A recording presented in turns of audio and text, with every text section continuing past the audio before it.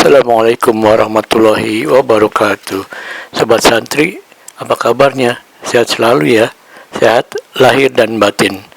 Nah, semoga dengan adanya kisah ini ya, dengan mendengar kisah ini, kamu bisa hilang galaunya. Ya, lanjut.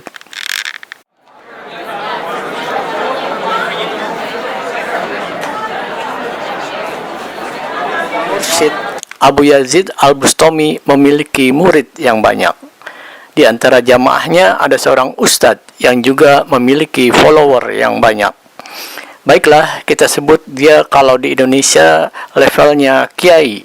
Sebagai seorang kiai, dia memiliki santri atau jamaahnya sendiri.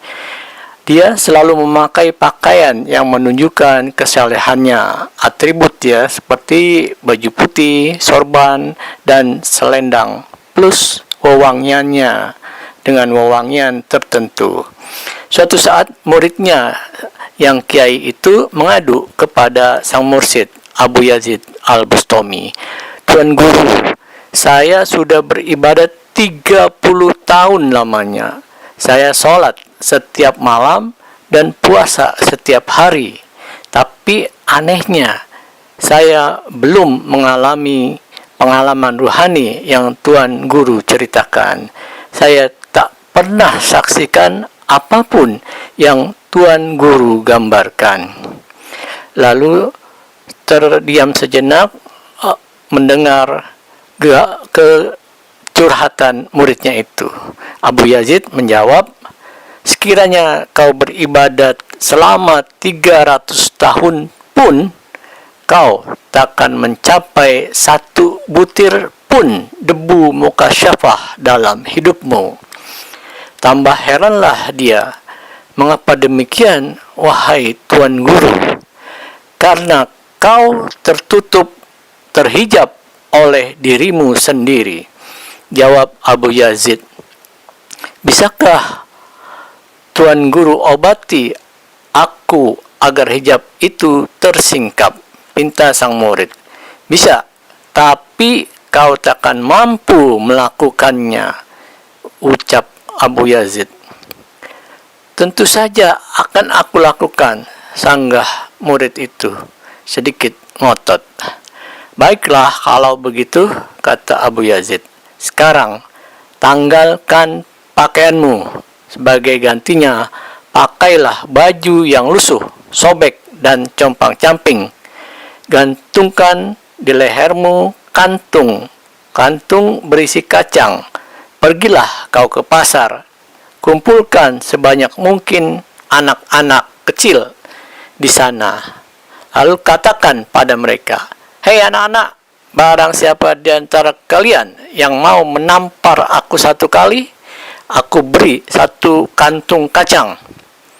Lalu datangilah tempat di mana jamaah kamu sering mengagumi dirimu.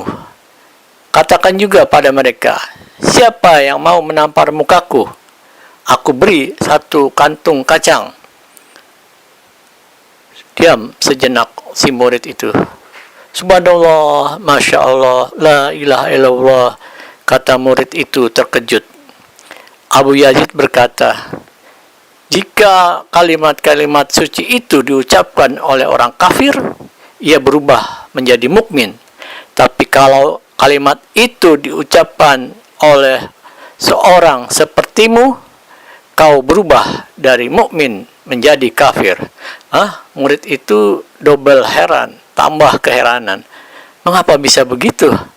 Abu Yazid menjawab, karena kelihatannya saja kau sedang memuji Allah, padahal sebenarnya kau sedang memuji dirimu sendiri.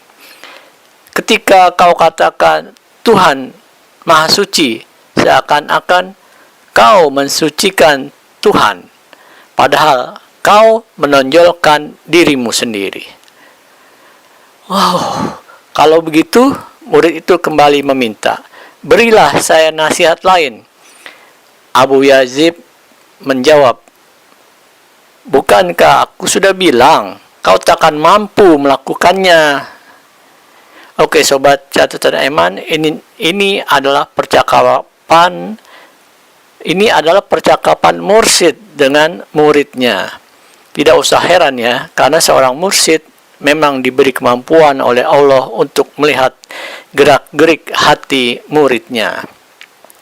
Kita lanjut. Cerita ini mengandung pelajaran yang amat berharga.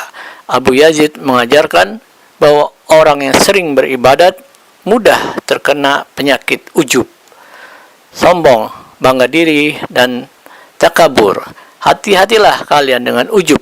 Nah, ini kita lanjut ya dengan satu pesan iblis. Dahulu, iblis beribadat ribuan tahun. Nah, kalau tadi muridnya 30 tahun ya, ini iblis beribadah ribuan tahun kepada Allah. Dulu iblis itu beribadah ribuan tahun kepada Allah, tetapi karena takaburnya terhadap Adam, Allah menjatuhkan iblis ke derajat yang serendah-rendahnya. Kenapa? Karena merasa lebih senior dari Adam, diciptakan lebih dulu, gitu. merasa lebih mulia karena diciptakan dari api dan Adam dari tanah itu, dan lebih dulu diciptakannya daripada Adam. Takabur dapat terjadi karena amal atau kedudukan kita. Kita sering merasa menjadi orang yang penting, baru merasa saja gitu loh, merasa menjadi orang yang penting dan mulia. Abu Yazid menyuruh kita menjadi orang hina agar ego dan keinginan kita untuk menonjol dan dihormati segera hancur. Yang tersisa adalah perasaan tawadu dan kerendah hatian. Hanya dengan itu kita bisa mencapai ketinggian kehadirat Allah Subhanahu wa Ta'ala.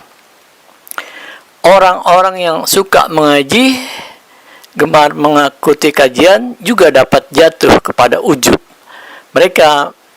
Kita merasa telah memiliki ilmu yang banyak. Nah, suatu hari seseorang datang kepada Nabi Shallallahu Alaihi Wasallam. Ya Rasulullah, aku rasa aku telah banyak mengetahui syariat Islam. Apakah ada hal lain yang dapat kupegang teguh?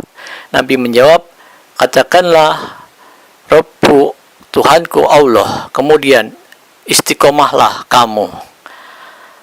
Ujub seringkali terjadi di kalangan orang yang banyak beribadah. Orang sering merasa ibadah yang ia lakukan sudah lebih dari cukup, sehingga ia menuntut Tuhan. Karena ibadahnya merasa sudah cukup, sudah banyak, ia menuntut Tuhan agar membayar pahala yang ia lakukan. Ia menganggap ibadah sebagai investasi. Orang yang gemar beribadah cenderung jatuh pada perasaan tinggi diri. Ibadah dijadikan cara untuk meningkatkan statusnya di tengah masyarakat. Orang itu akan merasa amat tersinggung bila tidak diberikan tempat yang memadai statusnya. Sebagai seorang ahli ibadah dan ahli zikir, ia ingin disambut dalam setiap majelis dan diberi tempat duduk yang paling utama. Sebuah hadis yang diriwayatkan oleh Imam Ahmad dalam musnadnya, suatu hari di depan Rasulullah Shallallahu Alaihi Wasallam, Abu Bakar menceritakan seseorang sahabat yang amat rajin ibadahnya. Ketekunannya menakjubkan semua orang, tapi Rasulullah SAW tidak memberikan komentar apa-apa. Para sahabat keheranan. Mereka bertanya-tanya, mengapa Nabi tak menyuruh sahabat yang lain agar mencontoh sahabat yang ahli ibadah itu? Tiba-tiba orang yang dibicarakan itu lewat di hadapan majelis Nabi. Ia kemudian duduk di tempat itu tanpa mengucapkan salam. Abu Bakar berkata kepada Nabi, itulah orang yang tadi kita bicarakan ya Rasulullah. Nabi hanya berkata, aku lihat ada bekas sentuhan setan di wajahnya.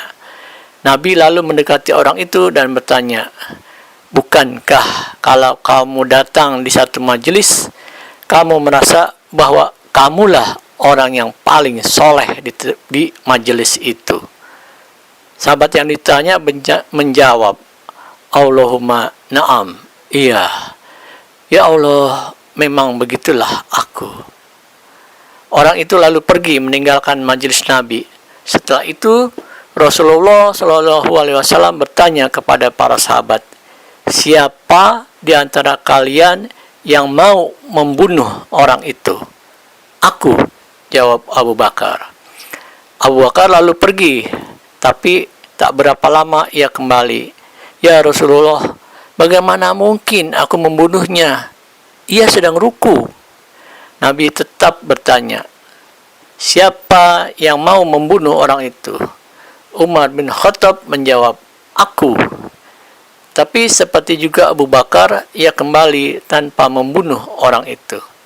Bagaimana mungkin aku bunuh orang yang sedang bersujud dan meratakan dahinya di atas tanah? Nabi masih bertanya, siapa yang akan membunuh orang itu? Sahabat Ali bin Abi Thalib bangkit, aku. Ia lalu keluar dengan membawa pedang dan kembali dengan pedang yang masih bersih, tidak berlumuran darah.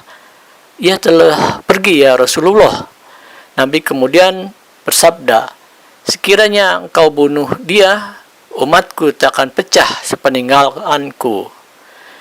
Nah, dari kisah ini kita pun dapat mengambil hikmah. Selama di tengah-tengah kita masih terdapat orang yang merasa dirinya paling soleh, paling berilmu, dan paling benar dalam pendapatnya, pastilah terjadi perpecahan di kalangan kaum muslimin. Nabi memberikan pelajaran bagi umatnya bahwa perasaan ujub akan amal soleh yang dimiliki adalah penyebab perpecahan di tengah orang Islam. Ujub menjadi penghalang naiknya manusia ke tingkat yang lebih tinggi. Penawarnya hanya satu, belajarlah menghinakan diri, seperti yang dinasihatkan Mursyid Abu Yazid Al-Bustami kepada santrinya. Allahumma sholli wa sallim wa barik ala Sayyidina Muhammad wa ala alihi wa ashabihi ajmain. Wallahu a'lam bishawab. Semoga bermanfaat. Amin ya rabbal alamin. Hasbunallahu wa ni'mal wakil wa ni'mal maula wa ni'man nasir. Subhanakallahumma wa bihamdik asyhadu an la ilaha illa anta astaghfiruka wa atubu ilaik. Assalamualaikum warahmatullahi wabarakatuh. Semoga bermanfaat.